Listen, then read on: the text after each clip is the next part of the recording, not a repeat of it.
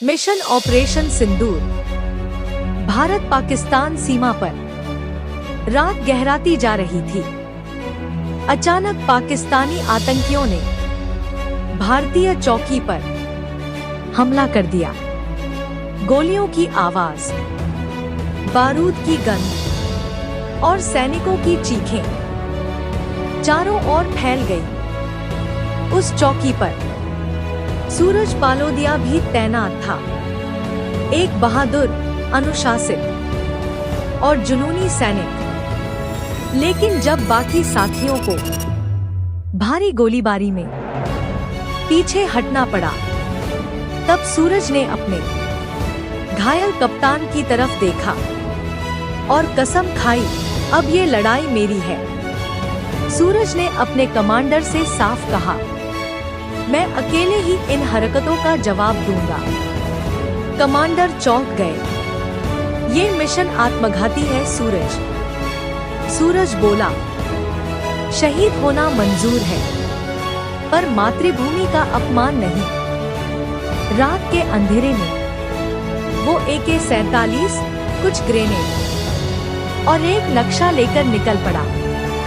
पाकिस्तानी सीमा के उस पार पाकिस्तानी आतंकियों का अड्डा कश्मीर की एक छुपी हुई गुफा में था।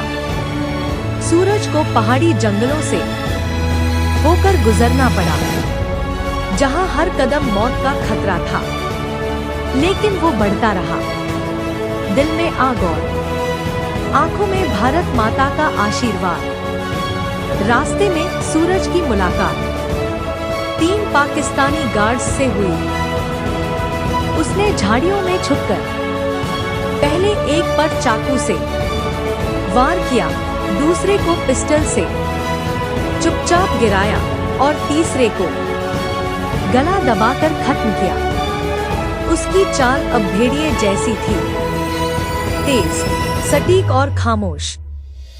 दुश्मन का अड्डा। आखिर सूरज उस गुफा तक पहुंचा। वहां दर्जनों आतंकी सो रहे थे, कुछ हथियार साफ कर रहे थे।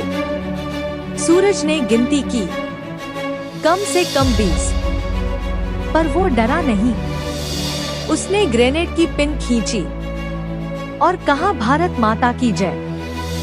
गूंज उठी विस्फोटों की गड़गड़ाहट, मौत का नृत्य, धुएं और चीखों के बीच सूरज एक एक कर सबको ढेर करता गया। गोलियां खत्म हुई तो उसने दुश्मनों के ही हथियार उठा लिए। उसके शरीर पर गोलियां लगी, पर उसका हौसला नहीं डगमगाया। नेता से सामना। अब बचे थे बस 2 आतंकी, जिनमें एक था अब्दुल रहमान, इस नेटवर्क का सरगना। रहमान ने कहा, तू अकेला क्या कर लेगा? सूरज बोला, मैं अकेला नहीं, भारत का बेटा हूँ। और फिर वो आमने सामने भिड़ गए। अंत की शुरुआत। लंबी लड़ाई के बाद सूरज ने रहमान को जमीन पर गिरा दिया।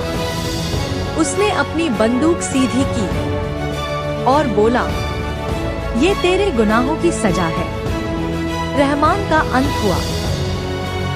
सूरज ने अड्डे को उड़ाने के लिए टाइम बम सेट कर दिया। वापसी की राह। घायल सूरज खून से लथपथ पाकिस्तान के जंगलों से होता हुआ भारत की ओर लौटा। रास्ते में उसे भारतीय सेना के एक हेलीकॉप्टर ने खोज निकाला। भारत का सपूत। दिल्ली में उसका स्वागत वीर चक्र से हुआ। प्रधानमंत्री ने कहा, आज देश को आप पर गर्व है। सूरज। वो दिन सूरज पालोदिया का था, एक सैनिक जिसने अकेले दुश्मनों के पूरे नेटवर्क को जड़ से खत्म कर दिया।